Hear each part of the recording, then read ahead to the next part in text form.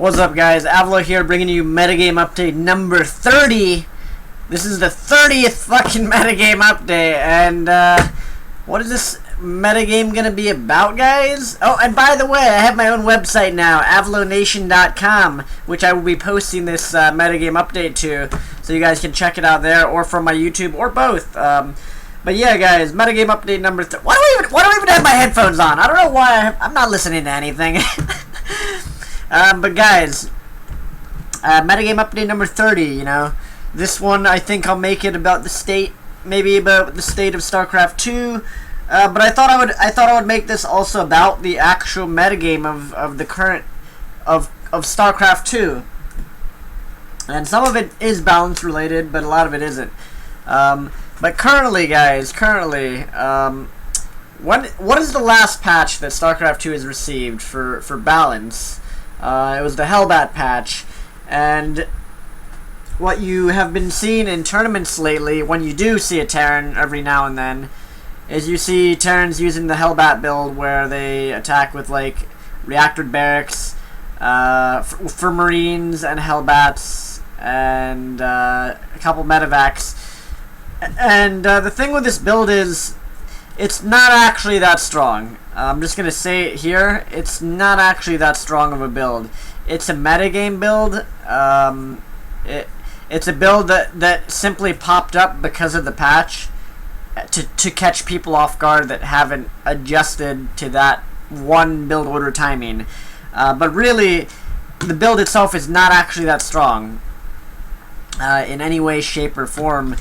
It's a good build to throw in a best out of 3 series or a best out of 5 maybe, but it's, you know, it didn't really do much for the overall story for TBZ is right now. I think what people should really be pushing Blizzard about are TBZ is pretty stale. Actually I think this goes across the board for every matchup. Every matchup is in StarCraft 2 I think is really stale at the moment.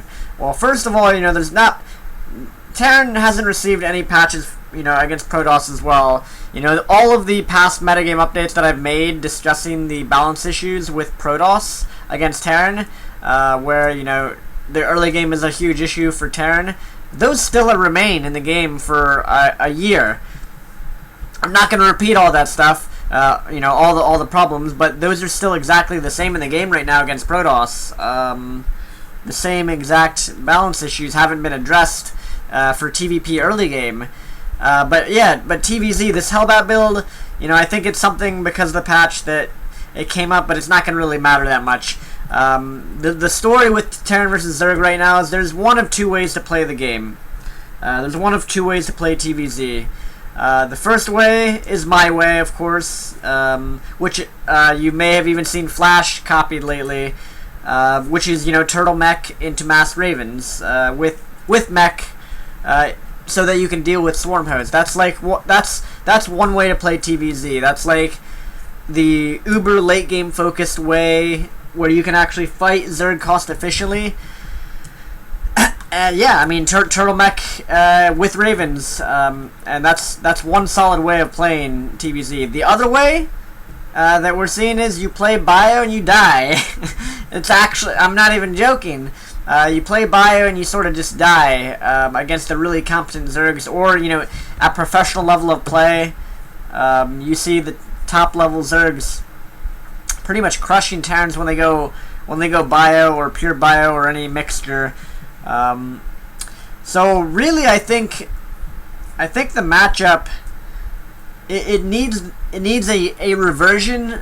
I've said this many times. They need to revert the Widowmine nerf, and that'll actually bring a lot more balance to the matchup. Because you got to remember, guys, after the mine was nerfed, you had the Overseer was buffed, the Mutalisk was buffed twice, speed and health regeneration, but the Widowmine was severely nerfed, and yeah, it's without the Widowmine being able to kill things efficiently, it's left a huge hole in the splash damage aspect for Terran, because the siege tank is not really efficient as a splash unit. Again, you know, siege tanks can't shoot up, and with the mega buffed Mutalisks, it's really tough to play TVZ. Wow, I'm itchy, guys. I hope a Zerg didn't touch me.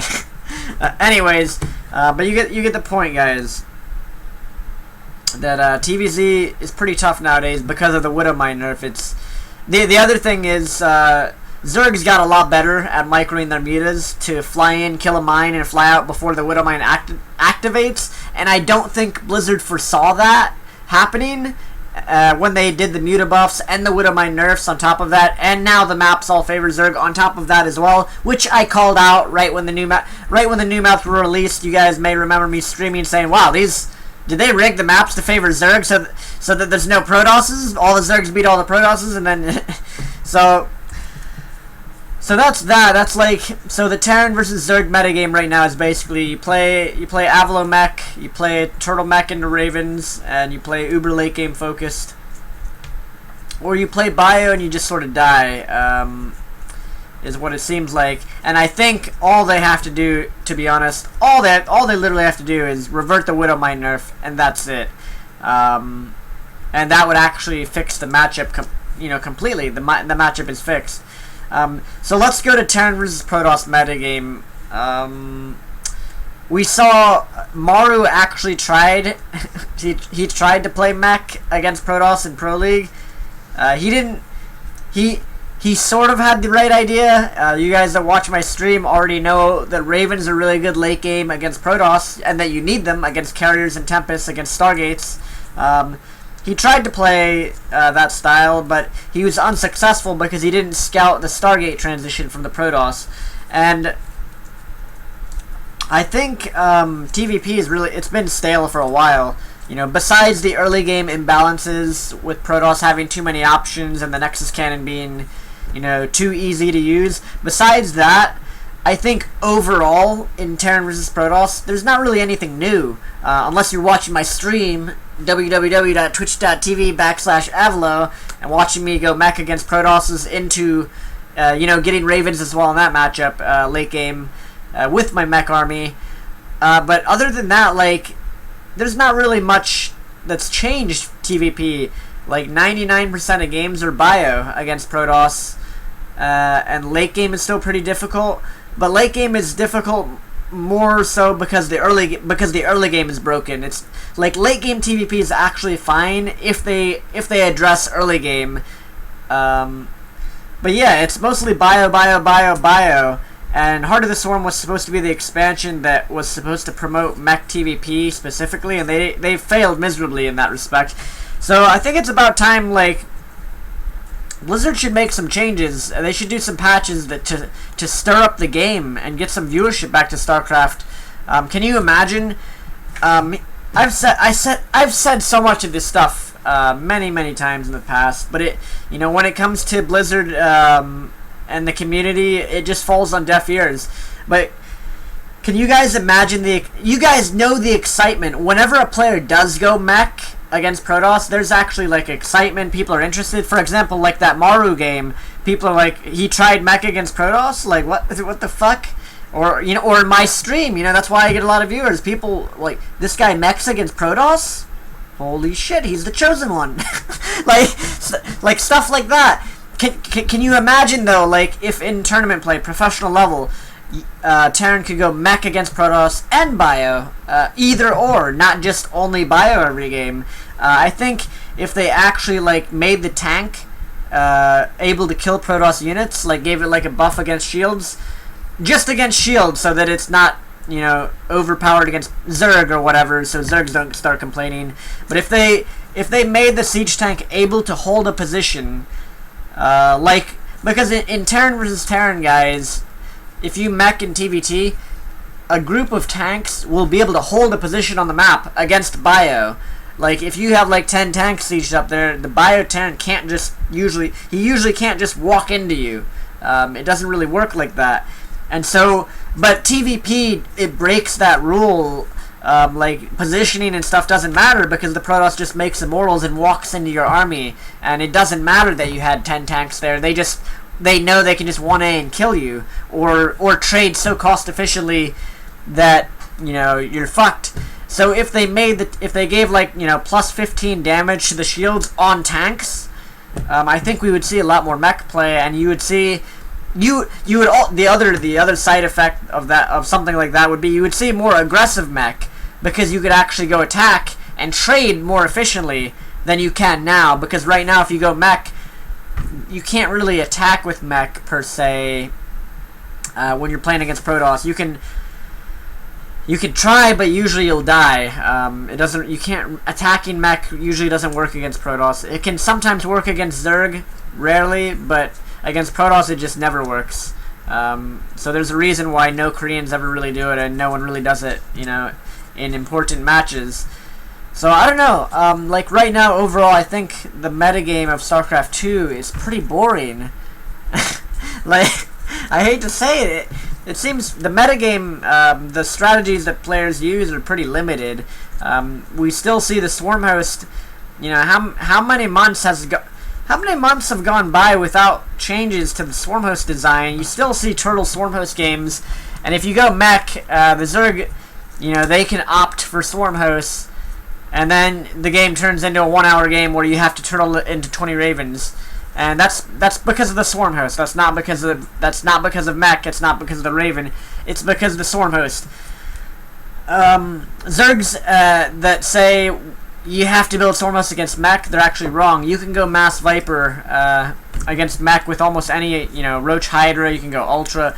There's a lot of Mass Viper unit compositions that work against mech just as good as Swarm Hosts do.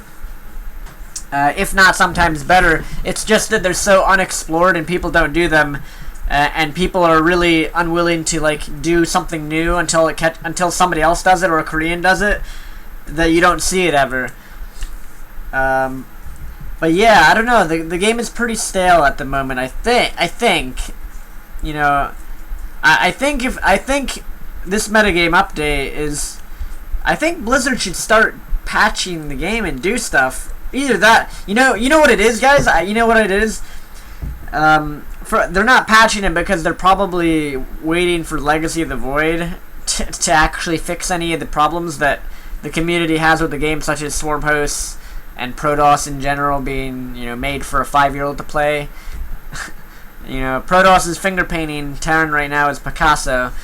So I think at this point the StarCraft 2 community is sort of just waiting for Legacy of the Void in a way for Blizzard to actually fix things and for the game to get better, to get more viewership, I think, because viewership right now, in my opinion, that's the other thing this metagame update will talk about.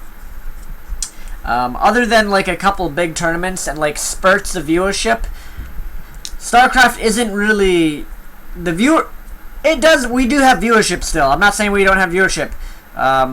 But it's a lot lower than it should be, in my opinion. And I think most other casters, streamers, and the community would agree with me that StarCraft 2 viewership could be maybe quadruple or 5 times the current viewership we have, even more than that.